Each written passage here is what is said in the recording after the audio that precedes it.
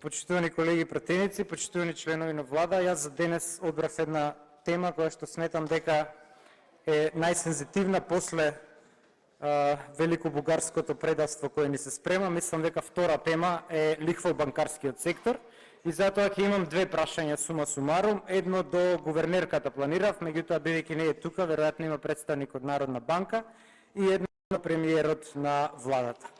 Ќе дадам кратка увертира, односно вовед во оно што ќе оговорам со цел да докажам една теза, а тоа е дека затезните камати неправично и несразмерно ги казнуваат луѓето кои влегле во минус, и бидејќи гледам дека премиерот е секогаш спремен со бројки, а ова че ми негова тема економија, ќе се обидам да парирам со цел да дознаеме кои се клучните проблеми на граѓаните. Имено лихварството, почитуван премиере, е забрането уште со најстариот познат законник во светот, а тоа е Хамурабиевиот законник од 18 век пред наша ера. Потоа и во Библијата, Куранот, постојат одредби кои што го забрануваат, но еве јас ќе земам еден цитат од Кодекс Јустинијанус од 6 век, кој вели дека наредуваме не смее да се договара повеќе од 4% камата во било кој договор беззначаен или многувреден.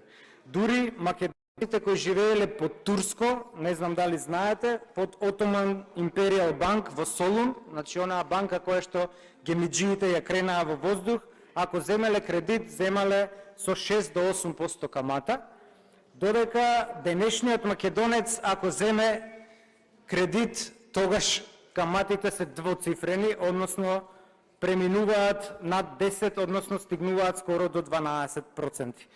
Имено тоа во римското право се нарекува нексум, односно должнички роб. 60% од нашите домакинства, почитуван премиере, се без никакви заштеди. Тоа значи дека овие луѓе се деловно способни, но кредито неспособни. Од тука тие се жртва на мрежата на финансиски друштва кои се познати во народот како брзи кеш кредити. Еве ви најсвеж пример од пред неколку дена преку мој пријател кој беше инспирација да го земам ова пратеничко прашање и овој говор денеска. Човекот, бидејќи кредито неспособен, зема 40.000 денари на одреден датум брз кеш кредит. Во меѓувреме има непланиран приход и вели да не ми тежи кредитов, јас ќе го затворам. Оди по 2 дена, значи по 2 дена, од 40.000 за да го затвори кредитот, плаќа 56.000 денари. Од 40 плаќа 56.000. Вие сте економисти, пресметете колку е тоа по проценти. Понатаму, значи овие се луѓе кои се кредито неспособни. Ајде да видиме со кредито способниве. Најчесто тоа се луѓе вработени во јавниот сектор. 80% од нив, од вработените, според статистика која што ја побарав во истражување од парламентарниот институт, се или во дозволено пречекорување на трансакцијска сметка, или во минус на кредитна картица. Значи живеат во така наречени економски црвени кредити, во минус. Тоа значи дека банките само лани од дозволено пречекорување на трансакцијска сметка спечалиле 200 милиони евра, а од минус на кредитна картица 400 милиони евра. Тоа значи вкупно 600 милиони евра. Е сега да пресметаме во бројки. 600 милиони евра, почитувам премиер, е 1/3 од сите кредити издадени на физички лица. И видете ја каматата тука која што банките ја злоупотребуваат. Имено, во што е кваката, тие пресметуваат по член 266а од Законот за облигациони односи. Овој закон, тоест овој член, се однесува на казнена камата или во народот позната како затезна камата. И видете сега како тие ја пресметуваат. Овој член кој го цитирав вели која е казнена камата, ќе одредиме, вели, референтната стапка, во моментов е 3,25, вика, зголемена за 10% поени во трговски договори или еве за граѓани за 8% поени во договорите каде што барем едното лице не е трговец. Тоа значи 8 плюс 3,5, скоро 11,5% овие луѓе плаќаат на банките. Тоа значи дека на 1/3 од одобрените кредити луѓето плаќаат казнена камата.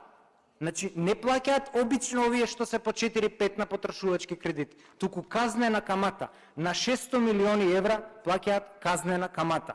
Зошто плаќаат казнена камата и зошто по овој член банките тоа го дозволуваат. Затоа го викнав представник од Народна банка, бидејќи тие се задолжени за ликвидноста на финансискиот систем. Второто прашање кое што ќе го отворам е прашањето за провизиите, односно прашањето за скриените трошоци кои што постојат. Барајки, бидејќи не сум економист, истражував прилично на оваа тема неколку дена. Има само еден член, почитувам премиер, тоа е членот 26 од Законот за платен промет, и видете колку ноншалантно ја регулира оваа материја. Вели, носителот на платниот промет, тоа се банките, може да наплатува на доместок за вршење на работи во платниот промет според тарифа што ја утврдува. Значи сам си ја утврдува. Не му ја утврдува НБРМ, самите.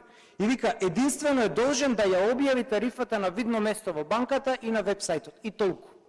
Ни регулира процент, ништо не регулира. И се е оставено на банките.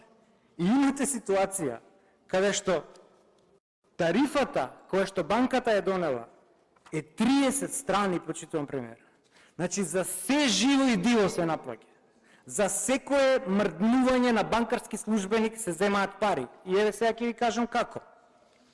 За уплатница за таксена марка од 50 денара ви земаат 30 денара провизија. Кај правните лица се пута 10. Еве за физичките. Манипулативен трошок за водење трансакцијска сметка 35 денара ви наплаќаат. Членарина за платежни картици 125 денара, овие Visa Mastercard. Плаќање налог на e-банкарство 15 денара, што има банкарски службеник, сам си го плаќа налогот. Проверка на состојба на банкомат ви наплаќаат. Вадење пари од друг банкомат 300 денара ви наплаќаат ако извадите пари ако сте од стопанска на комерцијална. Издавање потврда, отворање сметка ви наплаќаат, затворање сметка 1000 денара ви наплаќаат. Вадење изводи, повлекување налог, мобилно банкарство, траен налог, извештај, дури перверзијата оди до тоа што и детско штедење ви наплаќаат. Тоа значи дека банкарите се оставени без никаков надзор. И видете што направиле. Само за една година, за 1/3 им зголема профитот, баш благодарение на оваа основа. Стопанска банка АД Скопје 16 милиони евра има заработено само по провизии, Комерцијална банка над 16 милиони. Двете од 13 банки имаат 32 милиони евра само по основ на вакви ситни крадења. Денар ваму, 15 денар ваму, 30 денара ваму, 150 денара ваму. Значи, овие скриени трошоци, главно ќе ги сведам на 4 и ќе ви, бидејќи имам обезбедено една сентенца, ќе ви давам компаративен пример како Србија се снашла со тоа. Тоа се административни трошоци, што се 2%, провизии за аплицирање, провизии за преддоговор и надоместок за обработка на кредит. Апелациониот суд во Белград и Врховниот суд на Србија, сентенцата накратко гласи: сите кредитни услуги банката мора да ги наплаќа само преку каматна стапка. И еве сега ќе ја цитирам. Зошто го земам српскиот пример? Затоа што ние имавме најдобар закон во Југославија за облигациони односи. Пишуван како прекрасна правна книга. 99% од тој закон го препиша Србија, 99% го препишавме ние. Горе-доле исте законот за облигациони односи.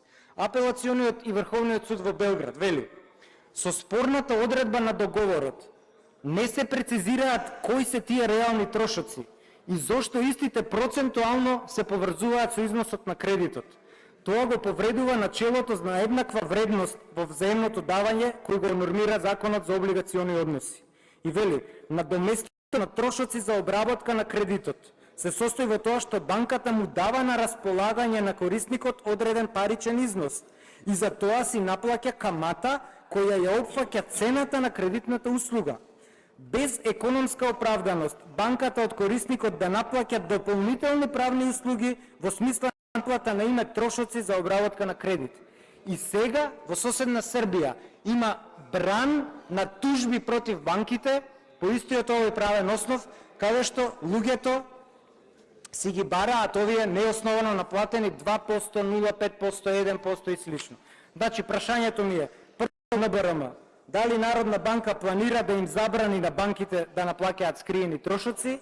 И второто прашање до премиерот, дали владата планира да ја намали казнената камата